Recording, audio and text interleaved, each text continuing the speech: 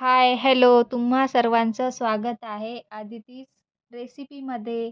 चला तर तुम्हा सर्वांना प्रश्न पडला आहे ना, हिवाळ्यामध्ये डाएट प्लॅन करायचा आहे, पण अजूनही तयारी केली नाहीत. तर चला मी तुम्हाला डाएट प्लॅनविषयी सांगणार आहेत. आजपासून आपण 10 डेज चॅलेंज घेणार आहोत. चला तर आज बनवणार आहोत आपण स्टॅमिना बूस्ट करणारे आणि आयरन वाढविणारे असे हे बीटरूट पराठे. तुम्हीही नक्की ट्राय करा. आता मी 2 बीट घेतलेले आहेत. ते स्वच्छ पाण्याने धुवून घेतल्यानंतर मी त्याचे छोटे छोटे काप करून घेतले आहेत. आता या कापांना आपण हलव्यासारखे बारीक बारीक प्रमाणामध्ये कापून घेणार आहोत. म्हणजेच त्याला खिसून घेणार आहोत. त्याची पेस्ट केली तरीही चालेल. हे जे बीटरूट पराठे आहेत, हे ज्यांना रक्ताची कमतरता आहे, त्यांनी 10 दिवस जरी अशा प्रकारचे पराठे करून खाल्ले, तर त्यांना खूप जास्त प्रमाणामध्ये एनर्जी आणि रक्ताची कमतरता जाणवणार नाही. मुलांना शाळेत जाताना किंवा ऑफिसला कुणी जाणारं असेल, त्यांना अशा प्रकारचे पराठे बनवून दिले, तर ते आवडीने नक्की ट्राय करतील. आता मी या ठिकाणी खिसलेले बीट याची पेस्ट घेतलेली आहे. तुम्हीही अशा प्रकारची बीटची पेस्ट तयार करून घेईपर्यंत तुम्ही चॅनलला लाईक, शेअर आणि सबस्क्राईब करून घ्या. आता आपल्याला पराठे बनविण्यासाठी लसणाची पेस्ट पण लागणार आहे. त्यासाठी 1 लसणाच्या पाकळ्या सोलून घ्यायच्या आहेत. त्यानंतर लगेचच आपल्याला कांदाही फोडून घ्यायचा आहे. आता हे जो कांदा आपण फोडला आहे, त्याला तुम्ही बारीक बारीक कापूनही घेऊ शकता किंवा त्याची पेस्टही बनवू शकता. पण मी बारीक बारीक कांदा असा कापून घेतलेला आहे. आता आपल्याला लसणाच्या पाकळ्या ठेचून घ्यायच्या आहेत. त्याची बारीकशी पेस्ट तयार करून घ्यायची आहे.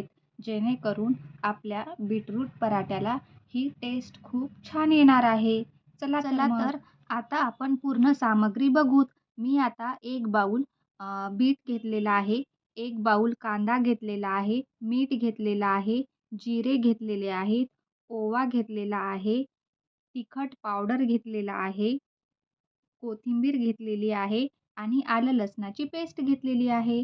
चला तर मग आता आपण पराठे बनवूत. आता आपल्याला गव्हाचं पीठ घ्यायचं आहे. मी आता 1 बाऊल गव्हाचं पीठ घेतलेलं आहे. आता हे पीठ या पिठामध्ये आपल्याला आलं लसणाची पेस्ट टाकायची आहे. त्यानंतर आपल्याला या पिठामध्ये जिरे टाकायचे आहेत.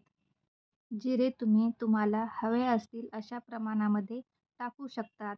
आता त्यानंतर आपल्याला लगेचच ओवाही टाकायचा आहे.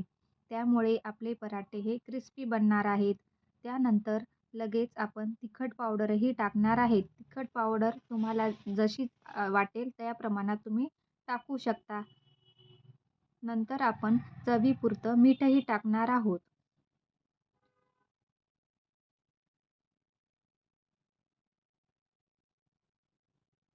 लगेचच आपण त्यामध्ये कोथिंबीरही टाकणार आहोत.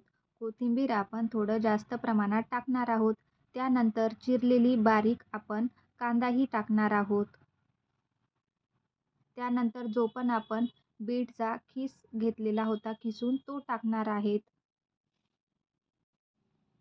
बीट तुम्ही तुम्हाला हव्या असतील अशा प्रमाणामध्ये घेऊ शकता. बघा किती छान आपलं बॅटर तयार झालेलं आहे.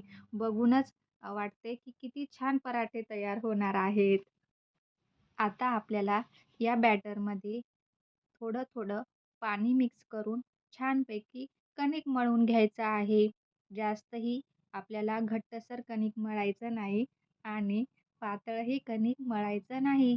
नॉर्मल मीडियममध्येच आपल्याला हे कणिक मळून घ्यायचं आहे. त्यामुळे थोड्या थोड्या प्रमाणामध्ये तुम्ही यामध्ये पाणी ॲड करा. बघा आता छानपैकी आपला पराठ्यांचा डो तयार झालेला आहे. आता हा डो आपल्याला छानपैकी मळून घ्यायचा आहे. नंतर आपल्याला यामध्ये थोडंसं गरम तेलही ॲड करायचं आहे, जेणेकरून आपले पराठे एकदम स्मूथ आणि क्रिस्पी बनणार आहेत. चला तर मग आपला डो चांगल्या प्रकारे मळून घेऊत. आणि आपला डो मळेपर्यंत ज्या कोणी ताई आपल्या चॅनलवर नवीन असतील, त्यांनी आपल्या चॅनलला लाईक करून घ्या, शेअर करून घ्या, सबस्क्राईब करून घ्या. आता बघा, हा डो आपण 15 मिनिटांसाठी रेस्ट करण्यासाठी ठेवणार आहोत. त्यामुळे आपले पराठे मऊ होणार आहेत. आता मी छोटे-छोटे बॉल तयार करून घेतलेले आहेत आणि आपण या ठिकाणी पराठे लाटण्यासाठी सुरुवात करू. छानपैकी पराठे लाटून झाल्यानंतर आपल्याला पॅनमध्ये किंवा तव्यावर थोडंसं तेल टाकून पराठा शेकण्यासाठी ठेवायचा आहे. छानपैकी पराठे आपण भाजून घेऊ आणि आपल्याला साईडनी थोडं-थोडं तेलही ॲड करायचं आहे, जेणेकरून आपले पराठे त्याला चिकटणार नाहीत. बघा किती छान रंग आलाय आपल्या पराठ्यांना. बघूनच खाऊ वाटते ना. चला मी आता फास्टमध्ये सर्व पराठे तयार करून घेते. मला आता मसाले भात खाण्याचीही इच्छा झाली होती. त्यामुळे मी गरमागरम असा मसाले भातही तयार केला आहे. मी आता गरम-गरम मसाले भात आणि बीटरूटचे पराठेही खाणार आहे. कुणाकुणाला खावंसं वाटतंय, मग खावं वाटते ना, तर मग नक्की करून बघा ही रेसिपी. हे बीटरूटचे पराठे तुम्ही पुदिना चटणीसोबतही खाऊ शकता किंवा साखर आंब्यासोबतही खाऊ शकता. चला, आता मी हे पराठे साखर आंब्यासोबत ट्राय करणार आहे. मग तुम्हीही ट्राय करा अशा प्रकारची रेसिपी आणि तुमच्या कुटुंबाकडून तुमचं कौतुक करून घ्या. बघा, झाले रेडी ताट. चला, मला खूप भूक लागली. आता मी पटपट खाऊन घेते.